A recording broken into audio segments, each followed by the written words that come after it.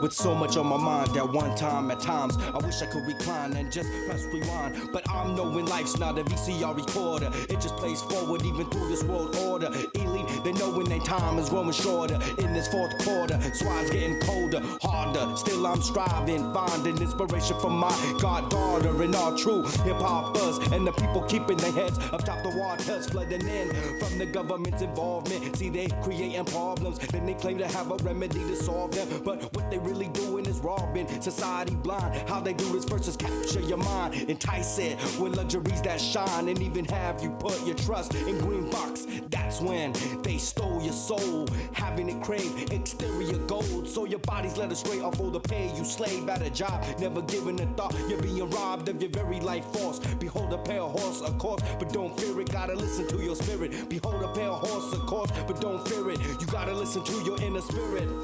Behold a pale horse, of course, but don't fear it, cause you gotta listen to your inner spirit. Coming at you with a nationalist view, like Corky Gonzalez, re-educate you. 13 levels of my mind I'll come across with that militant talk, ready to set it off. Cause when I step, I build for my people, plow a field, plant the corn, new generation born. Protect those seeds like a warrior from the sun, ready take it to the next millennium. Cause it's war, devil, ancient souls against secret circles. See, my soul goes back to the Maya, Mexica, Sioux, Lakota, and Huichol. So take those dog titles back, I ain't mestizo. My soul goes deeper than that, I'll turn into a bat. 2 seconds later, you'll feel a jaguar on your back. 0 for the attack, you trying to take me out, I'll come back with 13,000 other jaguar spirits. Jaguar warriors ascending, ego warriors descending, defending, never surrendering, negativity's ending, bringing oppression to an end like the easy all in. No longer existing on our knees, but living on our feet. No defeat, no retreat. Mexica Tiawi, before thee I stand, an indigenous man, native to this land. Cotijas my clan, I'm one with the sand,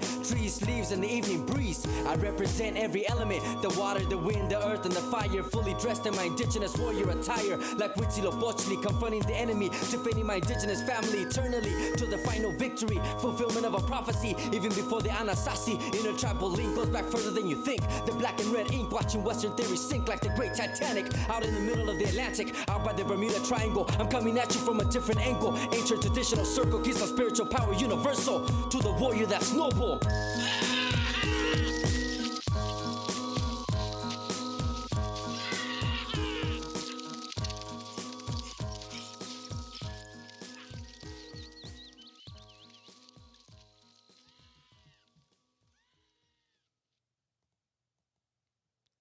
LA Natives Podcast, Las Aslan Native Podcast. Make sure you guys subscribe to the channel, like the video, share the video, join the chat. We might open up the lines. But man, Zero, some crazy shit's been going down, bro. Not just with, with this clown Adam 22, but dog, the whole Kanye shit, it's like out of this world, bro. And then when we talk about Kanye, we're talking about like somebody who perceives art, and when you're like an artist on that level, success, failure, people don't know that costume I heard is like a Spanish Moor outfit. So that we're talking about like the black nobility, the people that actually have money, who are black. And I feel like, he does so much outlandish stuff that maybe, he talks a lot about bloodlines, like French bloodlines and all these kind of bloodlines that he's fighting against. I don't know. Was his mom a lawyer or something? Well, he comes from he doesn't come from poverty. I don't think so. Not in Chicago, which is hard. They said his mom had to be sacrificed for him to blow up. Those are rituals that exist. And, sometimes you have to deal with them. And someone can push it into the art platform. But he's just trying to be shocking. I just think it's strange how he finds out that academics, right? So who academics is, he's possibly the biggest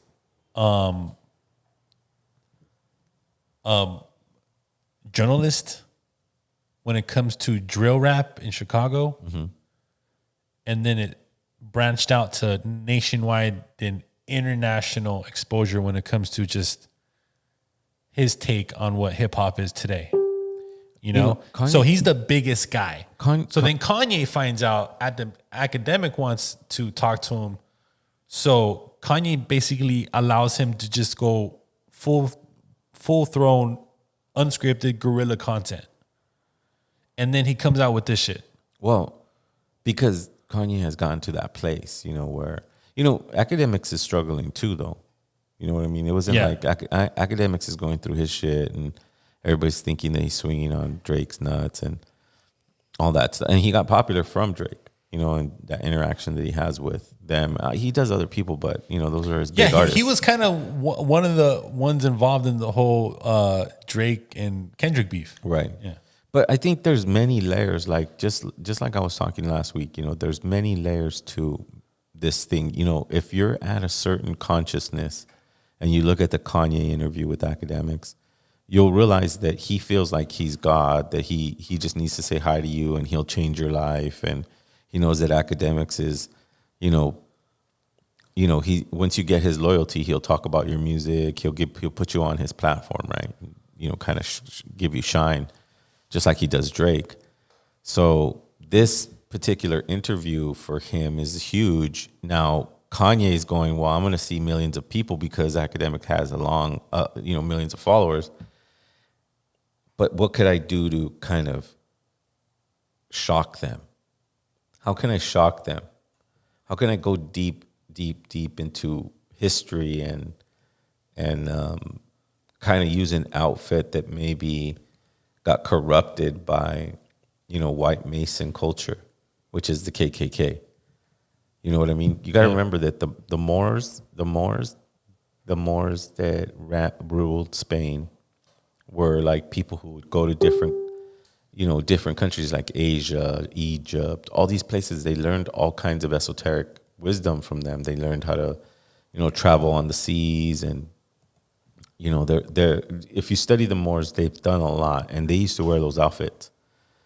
And so I think Kanye's kind of putting himself in that place where he's putting himself on a world stage, you know, where it's like, dude, I know history. I know that where I come from, basically. And if you don't know that, you can just go, oh, well, he's trying to be outlandish and he's trying to just be shocking. And look he has a KKK outfit, but that's a black one. That's not a white one. But honestly, almost everything that's coming out of his mouth, dude, it kind of makes sense, dude. Like, it's not. It's hard to understand him because you don't know his contacts. You don't know when he starts talking about Virgil and these people that are obscure managers, the Louis Vuitton designers. Yeah, all those guys. Like, no one knows them, and maybe that's the point.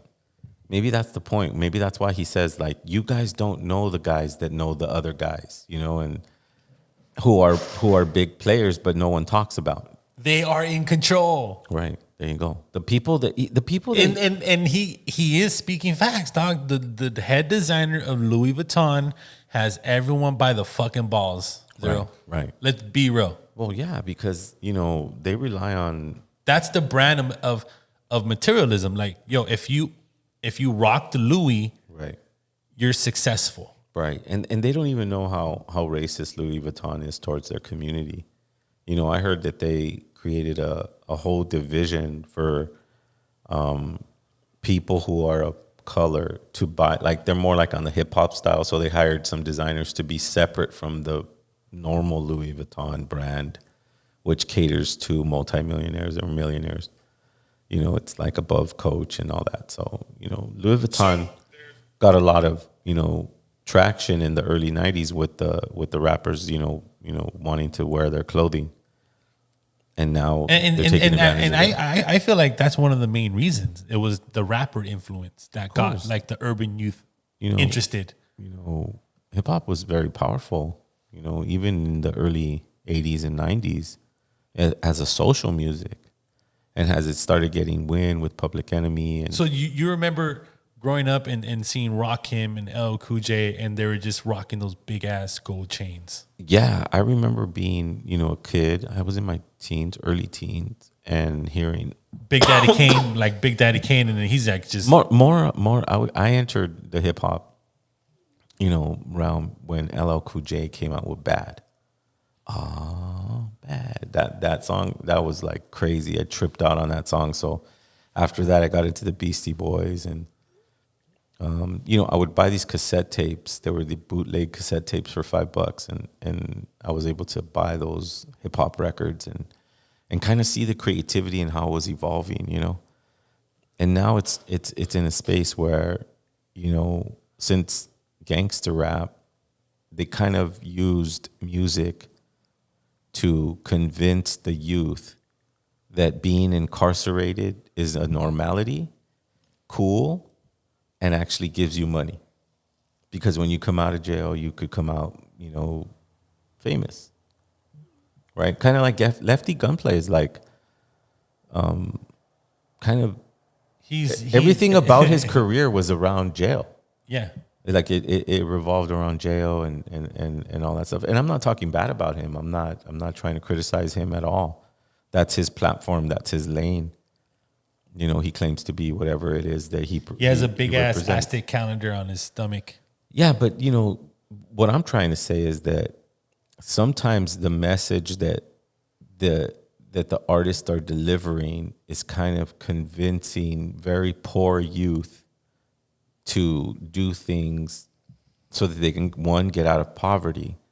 But, when you do those things, it's kind of a gamble, and you can end up playing with your life and now going to jail for 50 years, 20 years, 30 years, 15 years, 8 years, 5 years. Those are very long periods of time. And so America is coming to a shift where it's trying to reassert itself as what it always was, a slave-owning country. And they have no positive solution to guide the urban youth. No, because are they like? It's just strange to me, right? They don't do it because the point is not to. In other words, when the hip hop that was empowering people was actually, showing negative people going to jail and people graduating from college and high school, that's not a positive thing for an establishment that takes advantage of people's inability to be educated and make the right choices, because now they're stuck incarcerated. Black and indigenous people of Turtle Island, Mexican, or whatever you want to call yourself, are the largest population incarcerated. So now there's another hyper. What I'm trying to say about it's to the point where they just don't give a shit anymore about the urban youth. Well, it's more like they're going. It's off the rails, dude. For me, it's more like they're going, oh, how did these guys get to grow up playing video games and put these guys to work? But they don't want to do jobs. Well, okay, then throw them in jail. Then they have to work, because if they don't work, they'll be caught up in prison politics. And no one really talks about how much you get paid while you're incarcerated. I mean, I've heard some stories where it's like, the guy leaves with $1,000. Like, oh, how'd you get $1,000? He's like, whoa, I worked for 4 years for that. It's like 4 years, $1,000. I mean, this is the state we're in. I mean, a lot of states across the nation are changing their laws so that they could fit more into a slavery model. Now, when I mean slavery, we're not going to return to plantations and chains and whippings. Maybe, I don't know. But I think, there's other ways to make people do things that are forcing people to do things. Our 9-to-5 jobs are kind of, let's be real, with the amount of taxation that comes out of it sometimes isn't enough to pay your rent and your food. You have to get another job. So, and especially now with inflation and the economic state that we're in. So what I'm trying to tell people is that there's a bigger picture at play, and we just need to be aware, because it is some very, very strange things happening, like people getting, taken away and put in El Salvador's prisons and not being able to get back because now they're in a different custody. You hear about that? They actually mistaken an American citizen. Yes, he was of Salvadorian descent. They just suspected him of being of MS-13. Mm-hmm. And then they shipped him off to El Salvador when he's an American citizen. And now, like you said, they can't even bring him back. No, because it's better. It's like kind of like when people don't want to admit they made a mistake, they rather bury it, ignore it, not pay attention to it. Who is this guy? He's not a diplomat. He's not a senator's kid. He's not a rich person. He's not a movie star. He's just a kid. He's just a person, a man, an insignificant. I don't care if he had the rights or papers or any of that.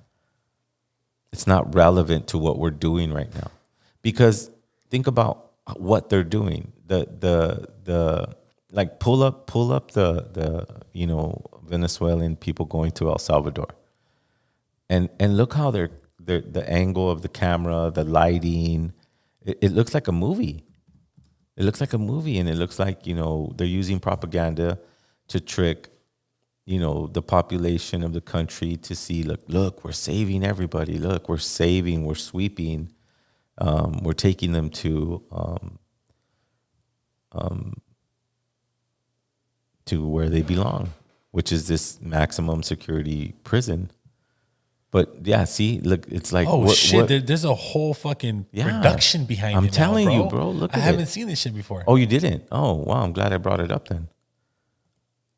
Let me pull this up. You guys pay attention to what's happening. It's not like it's like, a couple cameras. It's like a full-on movie set. Like, look at how much we're eliminating the crime from the streets of the United States. These damn ads need to go away.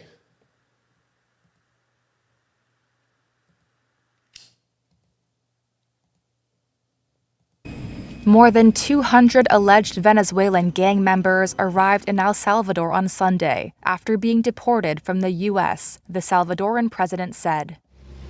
Video released by the El Salvador government shows them being taken to the Terrorism Confinement Center, a mega prison that can hold up to 40,000 inmates.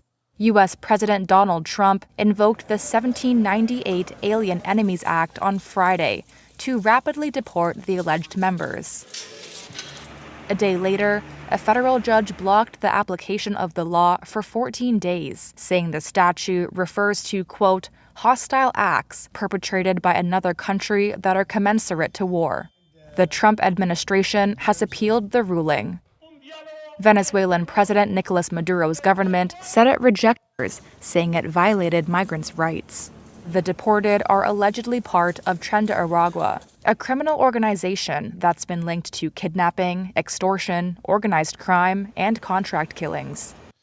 Yo, honestly, if you land in that prison, dude, just call it the day, bro. Well, here's the thing.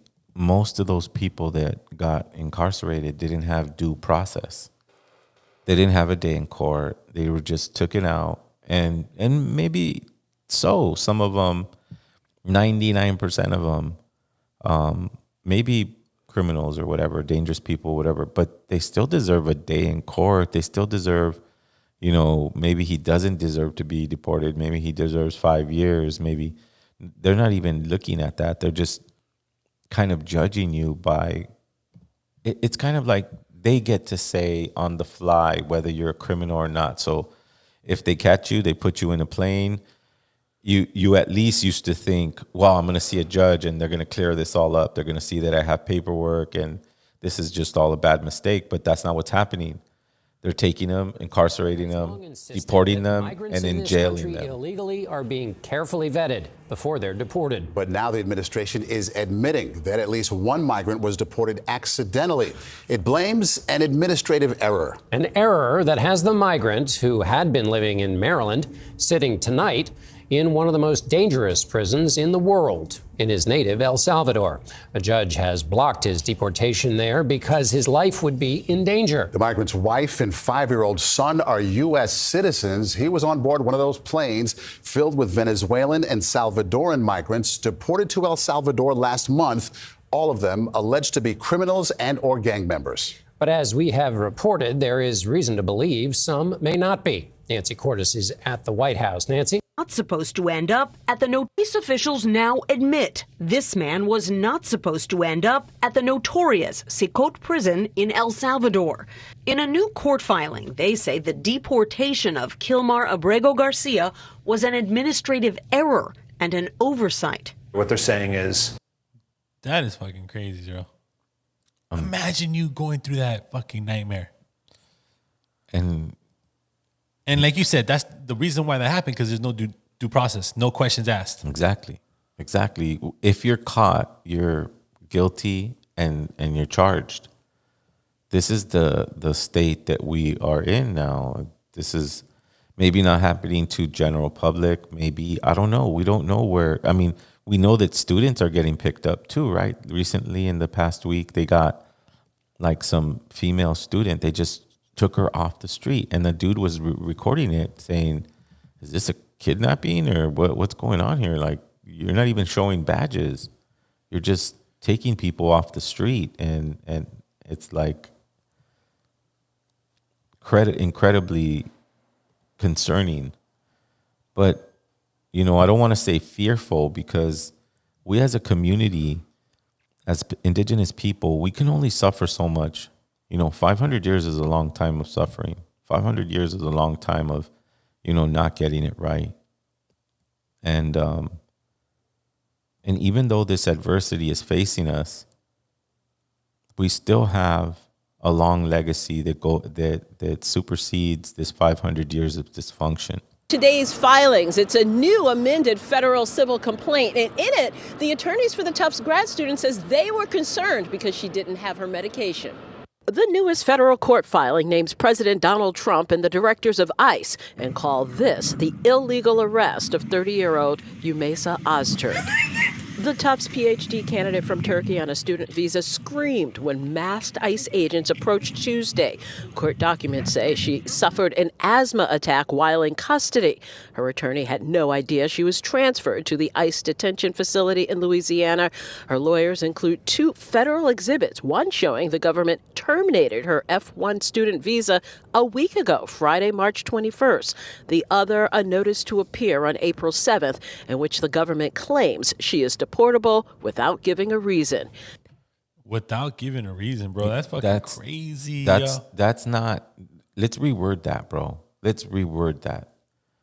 She's not deported without giving a reason. She is deported with it what it is, without due process. Without asking a question. You're gone. This is where they're at. And this is where they're at. You're gone within 24 to 48 hours. You're gone. So think about what you're going to do when you land over there, because you're not stepping on this country anymore. And think about it. What if she was raised here? What if she was like, I don't know the details of her story, but I mean, to be able to be like, look, if taken off the streets like that, that's man, like, that's not even a. I'm fortunate enough. I'm grateful enough to have family in La Ruana, Michoacan, that could probably hold me down if I ever get illegally deported over there, bro. Do you have any family in other countries? I was lucky enough to tour in Mexico City and meet a lot of very good people out there, very famous people out there. And I don't think I'll have a hard time, establishing if I had to leave, And from nowadays, from the way things are going in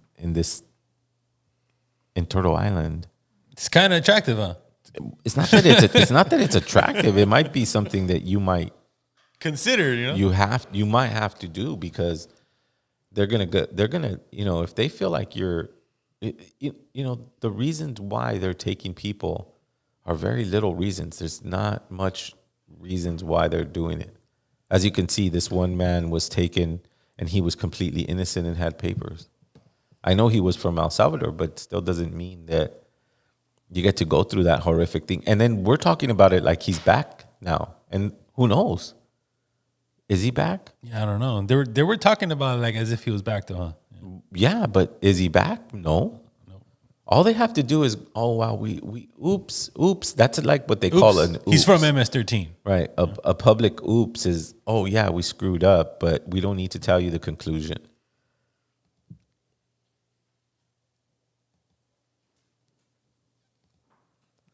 That is nuts, man. So that's,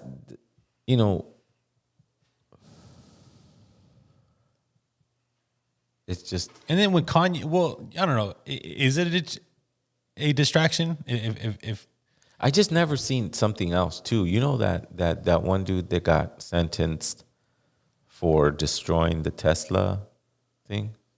He was like, I think he threw a Molotov cocktail at like a Tesla thing, and like the attorney general goes on like TV and says, if you are caught destroying Tesla, property, we're coming after you. Like, that's like if someone said, Henry Ford gave us a lot of money, so anybody stop messing with, Fords, because if you do, you're going to jail for a long time. Like who protects a car company with the federal government? It's like, where are we, man? Like, I think that when CERN activated the collider to collide particles, it made everything haywire. But it kind of reminds me of what, shout out to Daniel, we talked today, the novelty theory from Terence McKenna, and how things will be accelerating very fast and not really make sense. The decisions being made over people's lives are not making sense right now. And it's really either they're trying to test us to see if we're brave enough to stand up for ourselves and challenge all those things. Like that one senator that's doing a filibuster. You know what that is? I saw that. Do you know what a filibuster is? Uh-uh. Apparently a filibuster is when a senator goes up to speak and doesn't stop. Like he's just, can you look it up? That might be better. I don't want to give a definition of it. But I think he's talking about like how they're just snatching people off the streets, man. And it's important to know that that's not okay. That's not normal. I mean, how would it be like if we talked about Mexico City? Oh, yes, Mexico City, the people are coming off, and if they think you're suspected of anything, you're going to get taken off the streets. It's like, that's 1942 Nazi Germany stuff. Back on what will we do of good conscience? People who are saying, I served this country, I risked my life, shouldn't be able to keep my job. People who are saying, this country once made itself the envy of the world because we invested in high-quality education for every child. I don't like what's going on at the end of the Department of Education. People who are saying, I worked harder than I ever have, but the prices on everything in my life are getting higher. People who are saying that the America I learned about in school, the one where people's rights are protected, the people are saying that why are we yet again going through another healthcare battle that threatens millions of people, the people are saying that I'm worried about the financial security and the future of my country, the voices of folks. And so I end by saying simply this, where I started was John Lewis. I don't know. He's just fucking rambling, dude. It's like, I think they have to like talk for a certain amount of time. I think it's just when they go up, they don't stop talking. I don't know, it's a colonial way of like protesting. I guess. Every single one of these motherfuckers on paper, their salaries are anywhere between $150,000 to $250,000 a year. Yeah. But if you look up their net worths, they're all worth over $40-50 million, bro. Right. Their salary, their Senate. How the fuck do you turn into a $50 million person making $250K a year? Right. I want to know. Right. Well, they're it's like a Wall Street. That's when Obama and them, the whole Wall Street thing. The Pelosi, people follow what the senators buy and then fucking, That's crazy though, right? It's been America's way for a long time. This is what they built this country to do, is to take advantage of people, look, think about it. The history of this country and how much it took advantage of the Native Americans that were originally here, how it took advantage of African Americans or whatever you want to call yourselves, in terms of their labor and their contribution to inventions, even social structures, things of that nature, like Black Wall Street. And there was a lot of, things that happened in the African American culture that got destroyed by these Wall Street oligarchs, as they took this country into an oligarch system. And they disguise it very well. I mean, America's a good marketer. It knows how to market things. But the homie Rolando Cruz, shout out to Rolando Cruz in the chat, he says, it's the way we allow it to be. Yes, because we got to remember that we allow it because it's comfortable for us. Let me explain why. The comfort comes from being able to drive to any grocery store and get as much groceries as you need. The comfort comes from, going to work every day and having money in your bank account. That's a comfortable state. Bro, just waking up in the morning and grabbing a cell phone and grabbing your smartphone. Yeah. That is crazy, right? And going to work, you just, that's the comfort of it. So it's so comfortable that we don't see our own, rights being taken away or whatever. It's just, something we've always had to deal with. These individuals have never had an equal opportunity. It always was an illusion. Like, oh yeah, everybody gets an equal opportunity. The land of the free, the American dream. Clarissa right here says a lot of African American culture is white nationalism and they don't even realize it. Absolutely. We also have it in our community too, because we have educated, quote unquote, what they call themselves Latinos, right? These Latinos are the college educated, although in that there's a lot of resistance, which are the more of the Chicano studies professors and the academia, and those that are educated, those are the ones that, really kind of follow that national, they're the ones that say our founding fathers, right? Where we're on Fuck, man, those words are disgusting to me, bro. Oh, our founding fathers, like as if the... Dog, this fool, George Washington, had teeth from slaves. Bro. Remember he had wooden teeth, and then he was like, look, I don't want these wooden teeth. I'm just going to get the fucking teeth of these slaves, make dentures, and throw those things in my fucking mouth. Like, I laugh, but look how cruel that is. I mean, that's a cruel thing to do to another human being. And I think that once we digest what's happening on Turtle Island, on our planet, we'll start to realize that those individuals that only want to cause exploitation and harm to our human family are coming to a place where nobody wants to support that anymore. But look, the mind, shout out to the mind, he says, there's comfort also comes from the false sense of security with law enforcement. I think that is probably the most important one, Zero, because a lot of motherfuckers love to hide behind law enforcement, bro. Imagine that we had a society where law enforcement didn't exist. It would be a lot different, bro. Yeah, when you put value in like currencies and jewelry and property, then it's hard not to have police. In our societies of the past, I think it relied on how good of an artist you were, how good of a family unit you were. I think the more the family unit worked together, the stronger the foundation and the stronger representation in the community you had. but it required a lot of commitment to your own family and dealing with the family drama and dealing with everything that comes with that. Because just because we live in a harmonious state and we have a connection with Mother Earth doesn't mean that that dysfunction doesn't exist. It takes a lot to defeat oneself. To defeat oneself, one needs to be honest to oneself. I don't think America will ever get to that place. You know, cops are not noble people. They're people who protect property.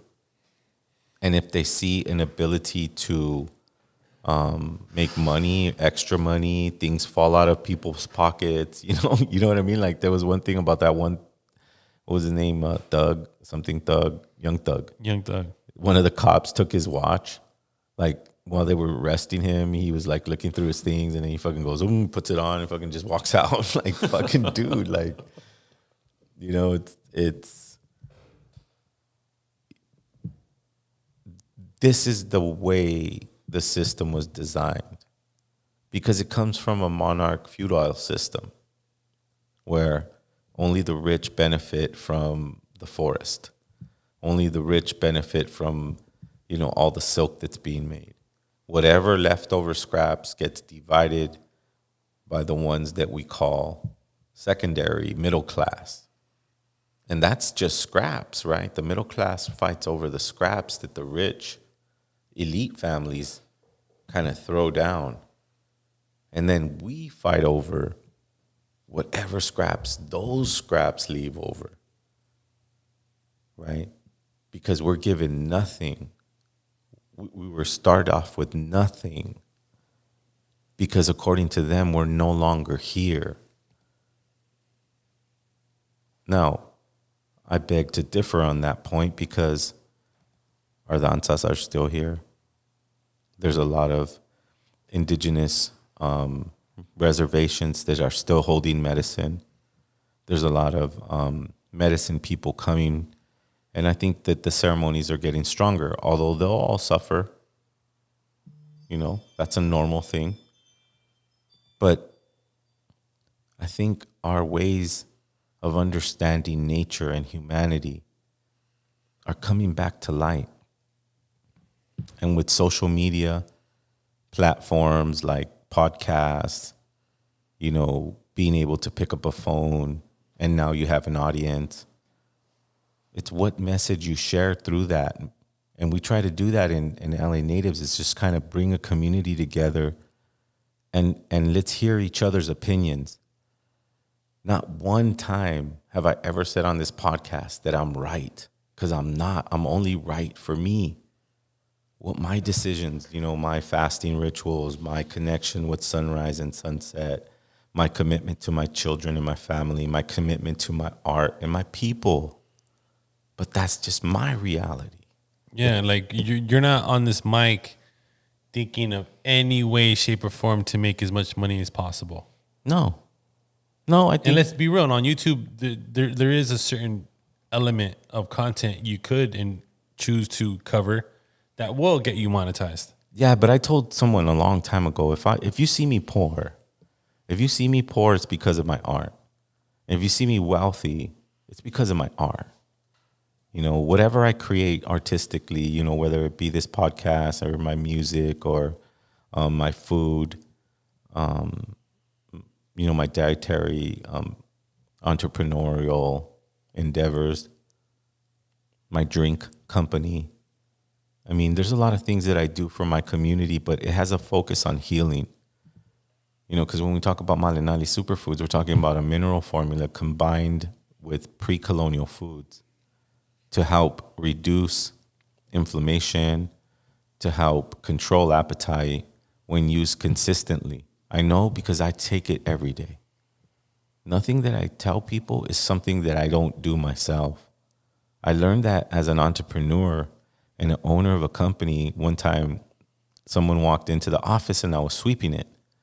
And they said, "What? Why are you sweeping the office?" I go, "Well, I would never ask anyone to do something I wouldn't do myself. I don't care if I own this company. If I'm not willing to do it, then I can't ask someone else to do it, even if I'm paying you." That's the kind of humility and intention that I'm trying to create and foster in this community. Come with that kind of humility. Not that my humility is correct. It's just that that's the way I look at people, as an equal. I take people at face value and don't judge them at all, because everybody started somewhere. You know, there was a time where I didn't even think I was Native until I understood, until someone sat me down, until someone put me in front of the rocks, until Uncle Ernie Longwalker, Ernie Peters, the Lakota, who changed my life forever. He said, hey, these are the grandpas, man. It's up to you how much of a commitment you're going to have to it. And when I decided to be a recording artist that was going to speak truth about the story of our indigenous past, I made that commitment with those rocks. And that, I feel like, is where power lies. Not in manipulation, not in authoritarianism, not in this manipulative, give up your life for money, like what Adam is doing with his platform. Like, it's disgusting what No Jumper has become. I mean, but think about it. Think about it. We just saw a shocking video where it's beyond its boiling point. Yeah. Someone's going to die. Where Adam is now on fucking camera claiming he's broke, which is an absolute lie, a slap in the fucking face to real ones that know when these videos are being monetized, they're making hundreds of thousands, if not millions of dollars. On top of the merchandise, on top of the, I'm sure there's private events that they do. There's a whole business plan behind a podcast. We are structuring ourselves.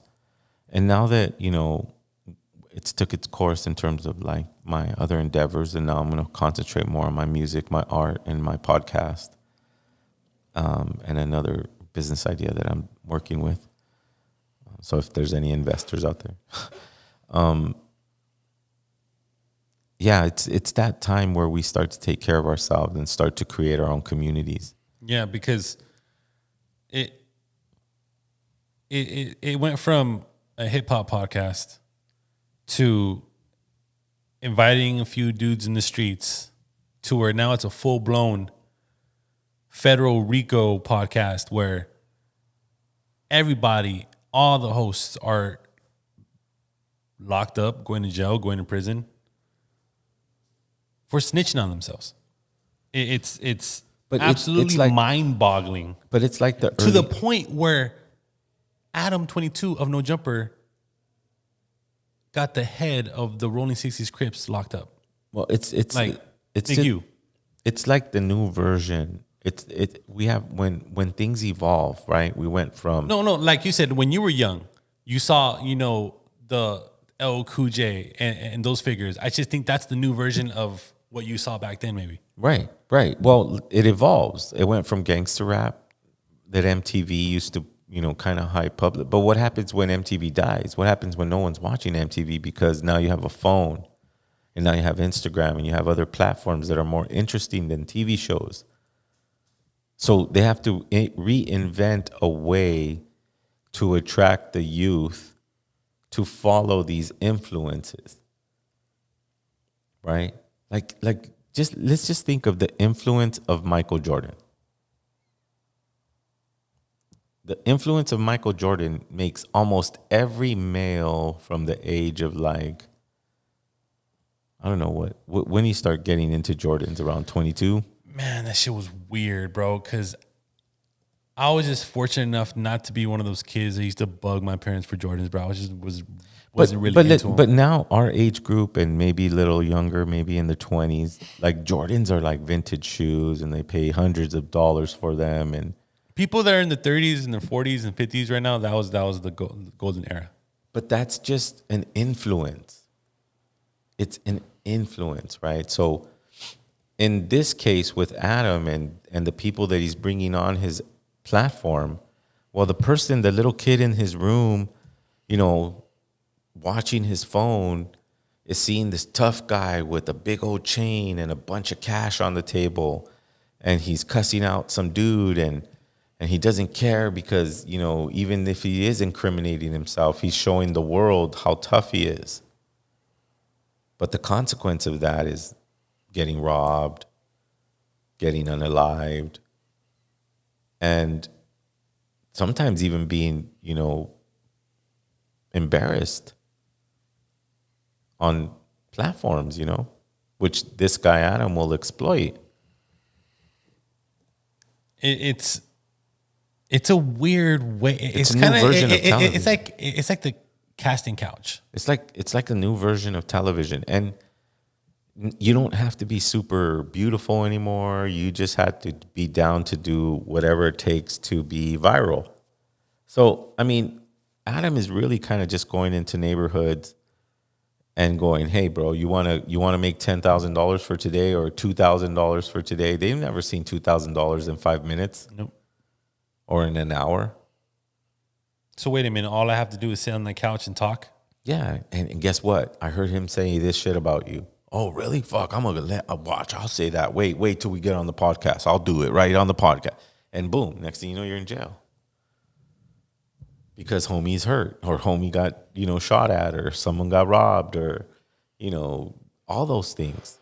It's all like just the new version of TV. It's like reality TV on steroids, where, you know, it's young 19-year-old kids who, I mean, think about it. How old are these kids that are like going to jail and stuff?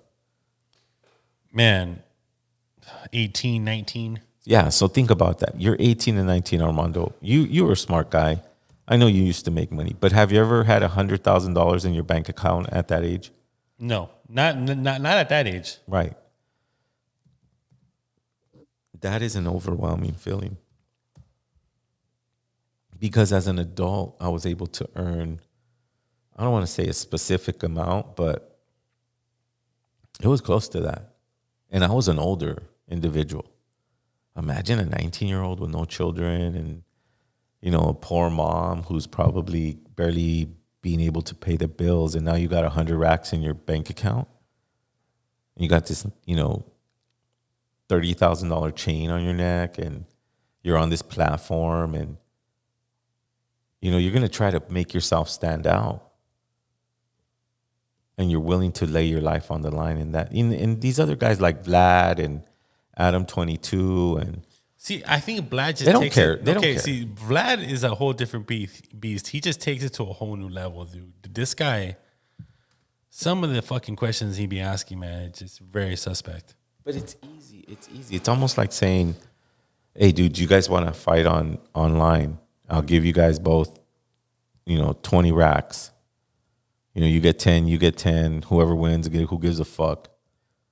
This is the content, bro. This is what people want to see, bro."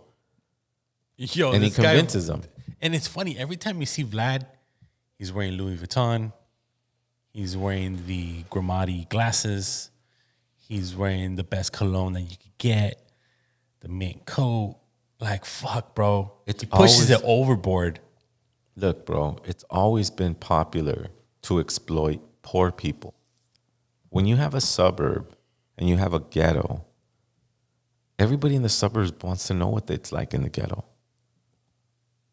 Everybody wants to know that story. So they exploit it.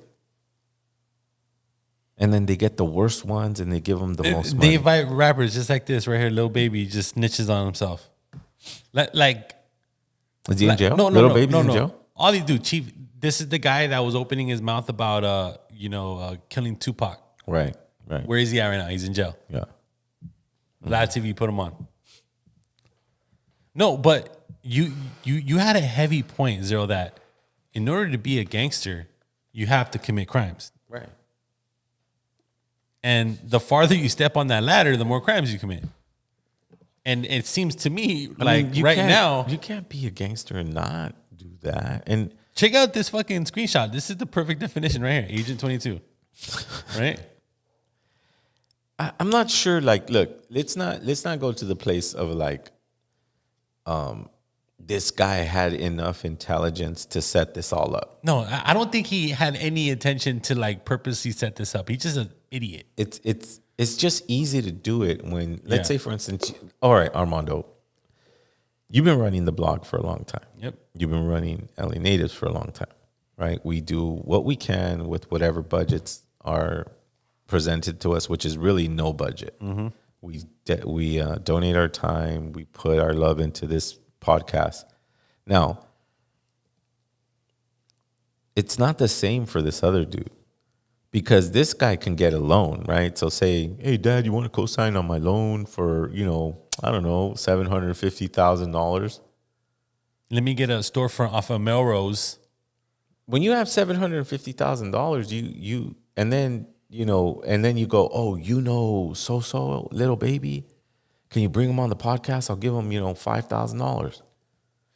What blew him up is, I guess he was a BMX bike rider. He was an enthusiast. His last name is Grand Mason. He comes from a wealthy family. He came up on some money, maybe on some sponsorships, doing bike riding and fucking stunts and shit. He opened up a storefront off of Melrose. You know how expensive a storefront is off of Melrose. It's not that cheap, dude. It's going to be like 10 racks a month. 10 racks just for a little fucking hole in the wall, right? And what blew him up was the Triple Extension interview. I guess one of his people knew the kid that got murdered in fucking Florida. I don't know if you remember the kid, the Triple X kid.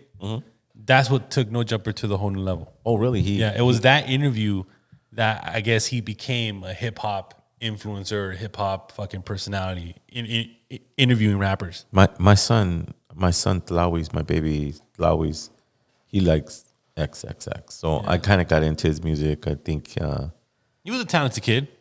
He was brave, man. That dude was cool. I like him.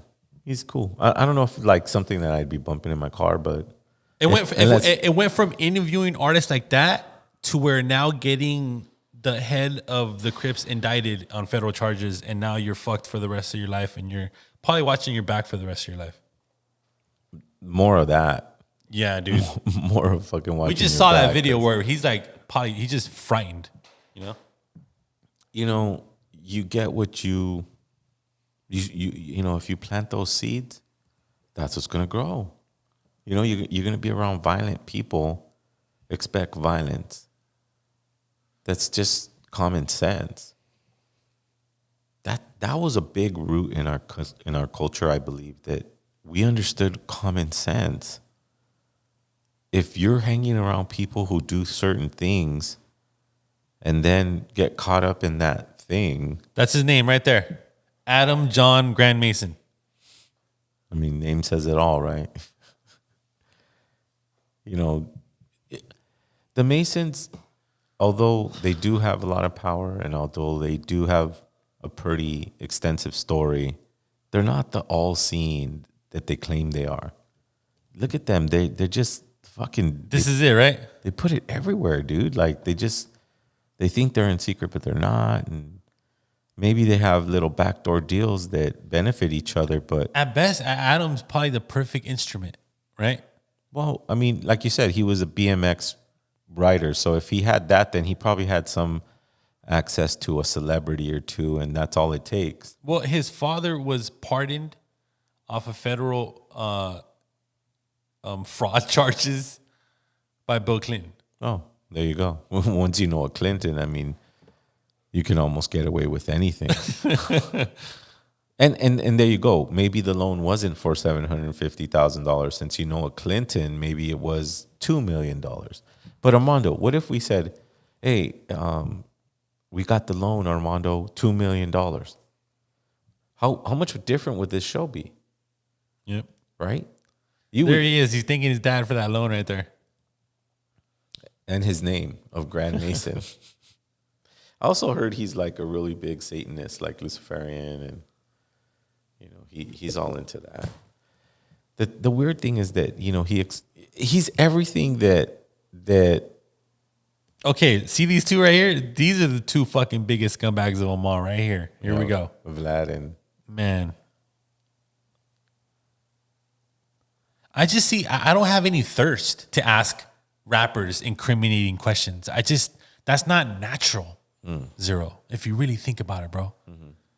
Right? It's like I said, it's a reality TV show now. It's like how worked up can I get this superstar to get? How much will he incriminate himself on I guess maybe they feel like since it's online that it's not on TV, so it doesn't count, but it does. Anything you say on social media, on a telephone, anywhere, or anything can be, pointed against you at any time. People don't have the ability to digest things and make a critical decision over certain, even when it comes to family, but especially when it comes to government or social things. We have to use our heart now. It's our time to use our senses. When we use these senses to connect with something greater, which is Mother Earth and the protectors, not protectors of like we need to protect the earth, but more like we follow the way that protects Earth. We don't exploit things so that Mother Earth is the one at the end that gets damaged. This is how we protect. And music is damaged. Hip hop is damaged. Like the homie Mashika Stoner Fool says right here. There's a lot of Shout out Mashika There was Stoner a lot. Fool. He says there was a lot of great rappers in the 2000s. Zero was one of them, and I'm sure Zero could name plenty of 90s rappers that were good. Paris. He can't pinpoint who's good right now in 2024 and 2025 because it's so short-lived. These individuals get so viral so fast, and labels are starting to catch on to knowing how to use this. Because when music made its transition from a physical format to a digital format, and then got introduced to social media, then it had to do its a little bit of a growing stage there. But everybody's trying to dial in, and that's why if you're an independent artist, it doesn't take much to get you to those platforms. But I feel like those that get elevated to those platforms did the work to do it. And then what I mean by that is like artists like myself, I don't want to be elevated to a space of popularity if the work doesn't reflect that. You know what I mean? Like I need to reflect the work that I do needs to reflect the greatness that it attracts, right? And what I mean by the greatness that it attracts is all those hearts that listen to my songs that I release from El Vu to now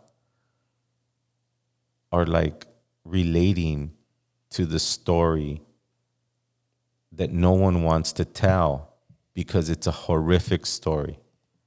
If we can't stand the story of Palestine and not to, and the story of the horrible atrocities of World War II and the amount of people that suffer and die due to just capitalism itself, even in Mexico, due to just being poor. I mean, at some point, we as a collective and as a family have to do our part in our contribution to change this reality. And we do that by using our heart, by using our innate connections with something that is greater than us. That is common sense. When we talk about... It's funny how, Trump always uses that term as an excuse. Oh, it's just common sense laws, guys. No, they follow the rule of law. The rule of law is their common sense. Is their law. We write these laws and you follow them like a good little person that gets to live in our societies. And if you don't follow them, then we will come after you. And that's what seems to be happening now. They're putting ads on social media, and I'm sure they're using TV, and You know, the ads of self-deporting. Can you pull up the ad that they're putting out on? It's one of the ads. What's the name of the attorney general or something like that? Or it's a deportation ad, right? yeah. And I want people to be critical of the language used.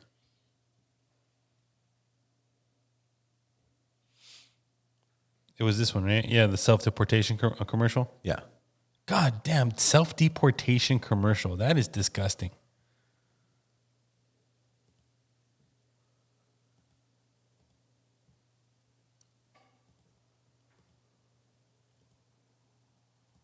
Give us a second. There we go. States Secretary of Homeland Security. Thank you, President Donald J. Trump, for securing our border, for deporting criminal illegal immigrants, and for putting America first. President Trump has a clear message for those that are in our country illegally. Leave now. If you don't, we will find you, and we will deport you. You will never return. For too long, weak politicians left our borders wide open. They flooded our communities with drugs, human trafficking, and violent criminals. They put American lives at risk. Well, those days are over. If you leave now, you may have an opportunity to return and enjoy our freedom and live the American dream. But understand this. Under President Trump, America's borders are closed to lawbreakers. Follow the law, and you'll find opportunity. Break it, and you'll find consequences. The choice is yours. America welcomes those who respect our laws, because a strong nation is a safe nation. Yo, is this... Go back to like the middle of it where she says, I think he's gonna play it from like First, President Trump has a clear message for those that are in our country illegally. Leave now. If you don't, we will find you and we will deport you. You will never return. right there. For Stop. Okay. So And then they pan to she this said, shot right here, dude. She said, if you don't leave, we will find you. And then what did she say after that? You will never return. Yep. That's a very strong words, bro. Like you will never return means they can unalive you. You will never return. Unalive you. Right? Because there's laws that they're saying that I forgot. Oh my God, I should have wrote it down. But I think they passed a recent law regarding immigrants who can be put to death.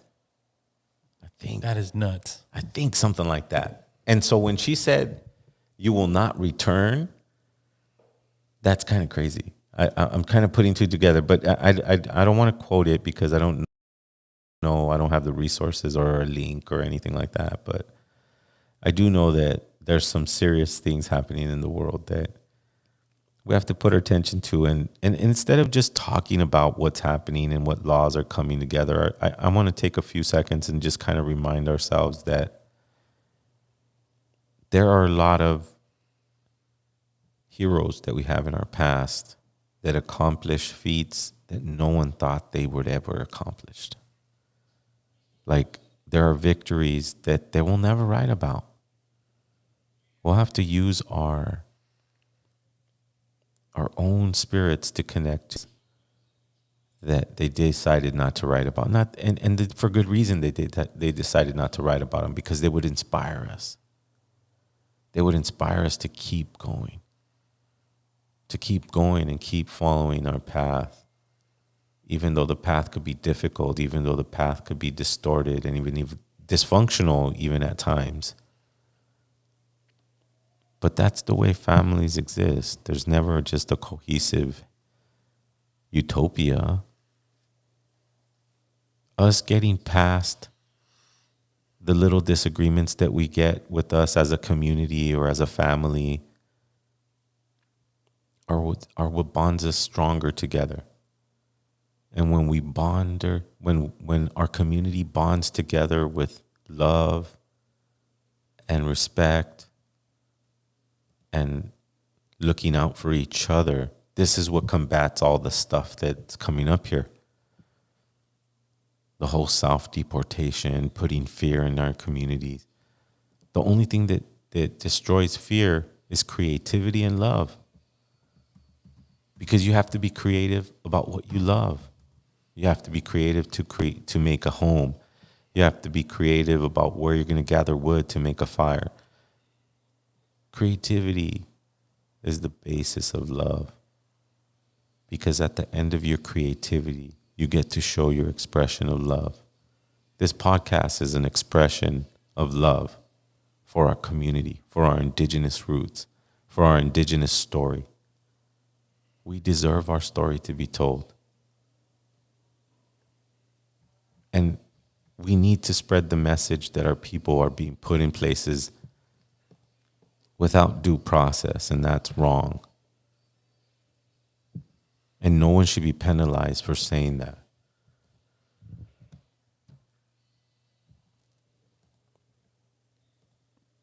This is disgusting. Can self-deport the easy way. People in our country illegally can self-deport the easy way, or they can get deported the hard way, and that's not pleasant. Whoa. Yo. Jesus, man. Those are some very fucking harsh words, bro. Since when is that a word, self-deport? Who wants to fucking self-deport? And just think about it. What does that mean, though? What is that? Yeah, they're claiming they've seen record numbers of self-deportations. They never seen numbers quite like it, according to Trump. Like, I guess that shit's a real thing. People are so scared they're self-deporting. And look, at one point, you ruling, people on their own land, it's gonna come to a place where you think you're doing the right move, but ends up being the wrong move. Right? Like kind of like when the US put sanctions on Russia for oil, right? They were like, no, we're not going to buy your oil or something like that, with the whole petrodollar.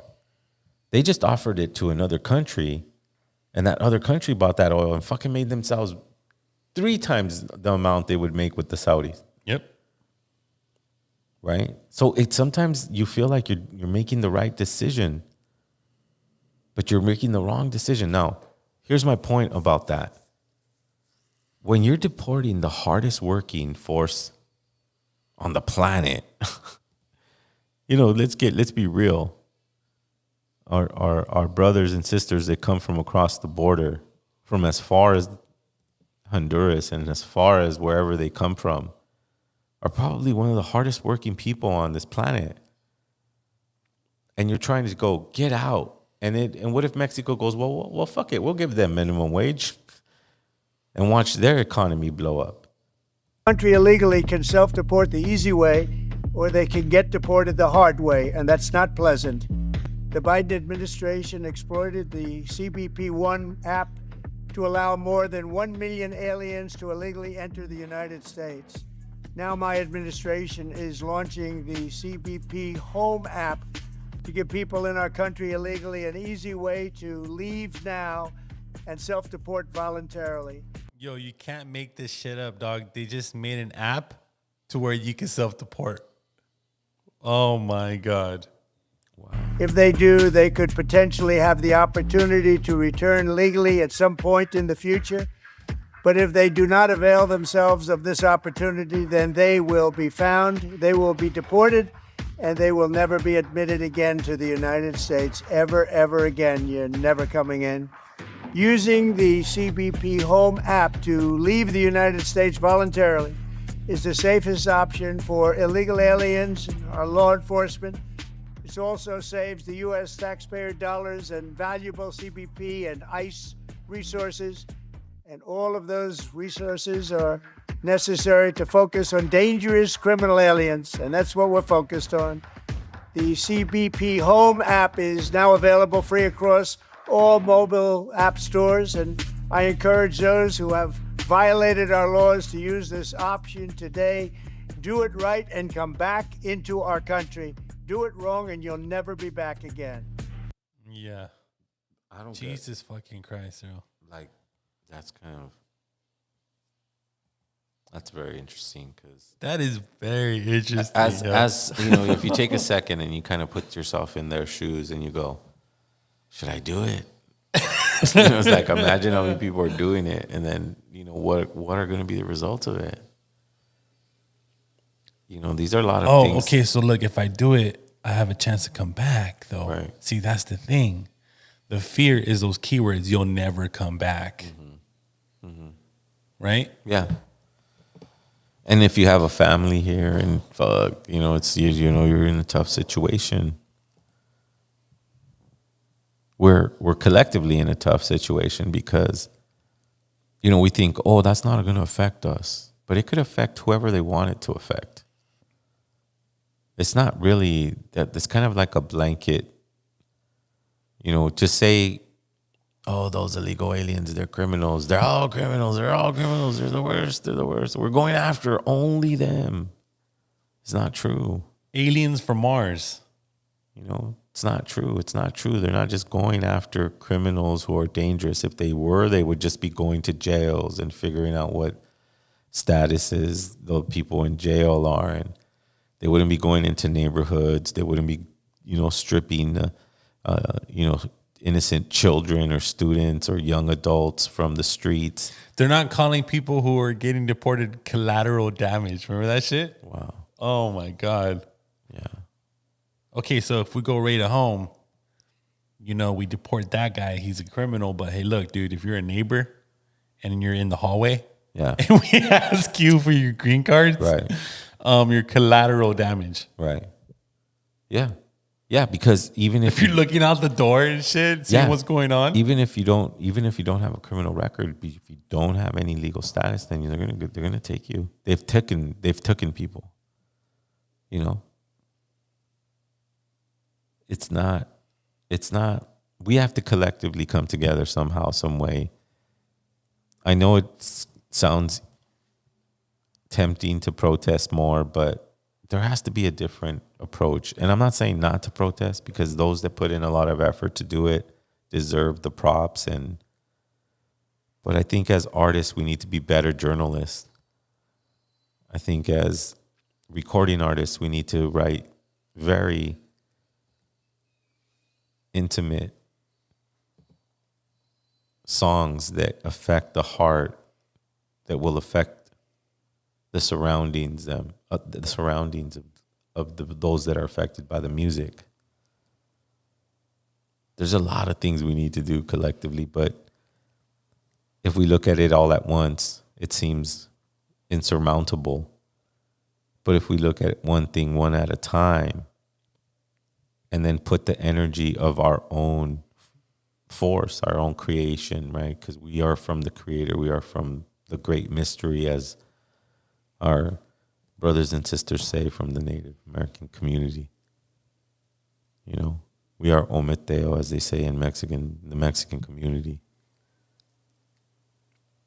If we work together, we can see that we need each other, that no one's better than another person, that just because you cross the border doesn't make you inhuman, it doesn't make you a criminal. It makes you a person searching for a better life that was offered to you in your own homeland. I know for a fact that people would rather stay in their homeland than take the most dangerous trip of their life to get hunted down by people who feel like they're better than you because you crossed the border illegally. 2012 shifted the world, but I don't think it shifted into us permanently having, a bigot attitude towards everyone, like that we're better than someone else. I think it shifted the world into understanding that we're all a human family and that we all need each other to survive on this planet collectively. That it's important that we keep our water clean. That it's important that people have places to live. That it's important that everyone has food to eat.